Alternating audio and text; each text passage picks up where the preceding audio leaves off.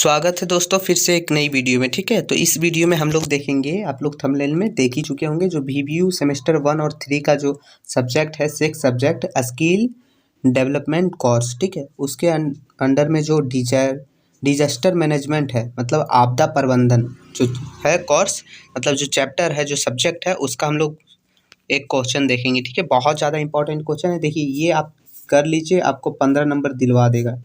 ठीक है, तो आप इसे कर लीजिएगा। ठीक है, बहुत ज़्यादा इंपॉर्टेंट है। चलिए, क्वेश्चन की बोल रहा है, तो क्वेश्चन बोल रहा है कि आपदा क्या है, आपदा के प्रकार, विशेषताएं, बचाव के तरीके पर विवेचना कीजिए। या तो फिर यही क्वेश्चन है कि आपदा प्रबंधन पर संक्षिप्त टिप्पणी लिखे। ठीक है, इसका अगर PDF चाहिए ना, तो टेलीग्राम चैनल पर जुड़ जाइएगा, जिसका लिंक जो है डिस्क्रिप्शन में है। साथ ही इसका प्लेलिस्ट भी बना दिया गया है, तो प्लेलिस्ट पर भी आप विजिट कर लीजिएगा। एक एक करके हर एक वीडियो बताया जाएगा, मतलब हर एक क्वेश्चंस बता दिए जाएंगे, बहुत ज़्यादा। ठीक है, चलिए आगे देखते हैं। इसका उत्तर हम लोग शुरू करते हैं। देखिए, आप लोग जो है टॉपिक वाइज जब भी लिखिएगा ना आंसर, तो 15 नंबर दे रहा है, तो कम से कम 200 से 300 वर्ड में लिखना है और टॉपिक वाइज लिखना है। ठीक है, सबसे पहले हम लोगों ने लिख दिए परिचय। तो चलिए, आपदा एक प्रकार का मानव जनित अथवा प्राकृतिक घटना है। ठीक है, मतलब मानव द्वारा या तो फिर प्राकृतिक के द्वारा जो घटती है वो आपदा से होने वाले नुकसान से कम आपदा से होने वाले नुकसान को कम करना या उसे रोकना आपदा प्रबंधन कहलाता है। मतलब जो आपदा प्रबंधन से नुकसान हो रहा है, उसे जो रोकता है, रोकना या तो कम करना, उसका मैनेजमेंट करना ही आपदा प्रबंधन कहलाता है। आगे है आपदा के प्रकार। तो आपदा की जो है प्रकार, तो आपदा के मुख्यतः 2 प्रकार होते हैं। एक है प्राकृतिक आपदा, दूसरा है मानव निर्मित आपदा। तो देखते हैं, प्रकृति के द्वारा आने वाली आपदा को जो है प्राकृतिक आपदा कहते हैं। प्राकृतिक आपदा से सभी जीवों को नुकसान होता है।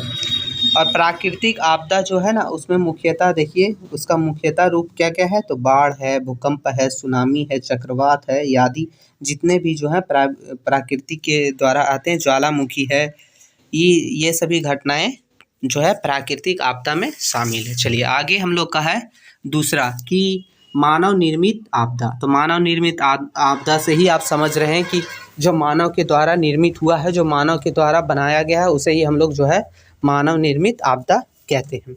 तो देखिए, लिखा है कि ऐसी आपदाएं जो मानव के द्वारा निर्मित होती है या इसका जिम्मेदार मानव होता है, उसे जो है मानव निर्मित आपदा कहते हैं। हो गया।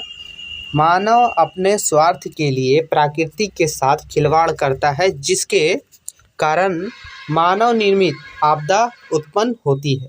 मानव निर्मित आपदाएं जैसे रेल दुर्घटना, बम विस्फोट, वायुयान दुर्घटना मतलब एरोप्लेन, ठीक है, जनसंख्या विस्फोट, कारखानों से निकलने वाली जहरीली गैस, जंगल काटना, आग लगाना इत्यादि है। इसका जिम्मेदार खुद मानव है। मतलब ये सभी जो कारण है, उनका जिम्मेदार खुद मानव है, इसीलिए इसको जो है मानव निर्मित आपदा कहते हैं। ठीक है, आगे है कि आपदा प्रबंधन का महत्व, मतलब आपदा प्रबंधन जो है उसका क्या महत्व है, ठीक है, और क्यों जरूरी है ये। तो चलिए देखते हैं।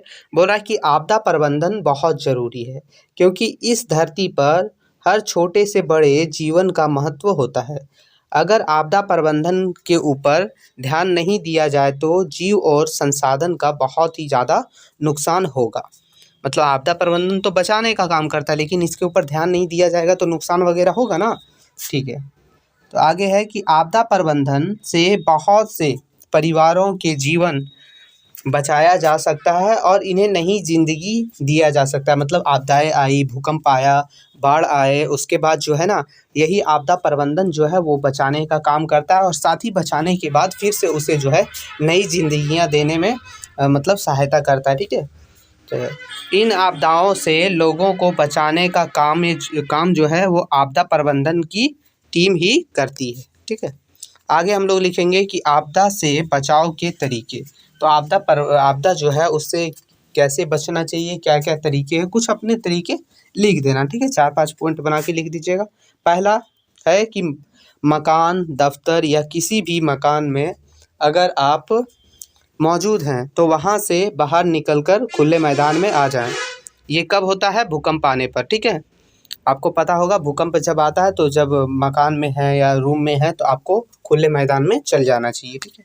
दूसरा है कि आपके पास कोई भी इलेक्ट्रॉनिक डिवाइस जैसे मोबाइल, स्मार्ट वॉच या तो फिर इन्वर्टर, मतलब जो भी है घर में जितने तरह का इलेक्ट्रॉनिक डिवाइस या तो फिर इलेक्ट्रिसिटी, बिजली वगैरह से रिलेटेड जितने हैं सबको जो है बंद कर देना चाहिए और उसे साइड में रख देना चाहिए, है ना।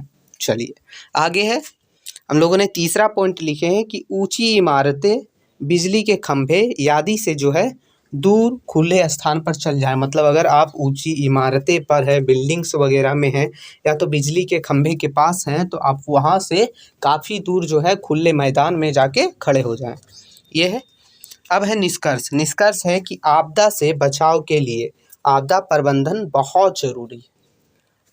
आपदा प्रबंधन ही है ना जो बचाता है, ठीक है। साथ ही प्राकृतिक से खिलवाड़ नहीं करनी चाहिए और पर्यावरण को प्रदूषित नहीं करना चाहिए, ऐसा हम लोगों ने देखा, ठीक है। आपदा प्रबंधन बहुत ज़रूरी। तो ये क्वेश्चन जो है ना दोस्तों, ये लग रहा है मतलब ये जो है ना बहुत ज़्यादा इम्पोर्टेंट, ठीक है। आपको 15 नंबर दिलवा के जाएगा, तो आप इसे जो है अच्छे से देख लीजिएगा और इसका PDF भी डाउनलोड करके जो है अपने हिसाब से भी थोड़ा बहुत ऊपर नीचे कर सकते हैं, ठीक है। तो फिर मिलते हैं नई वीडियो में, तब तक के लिए जय हिंद।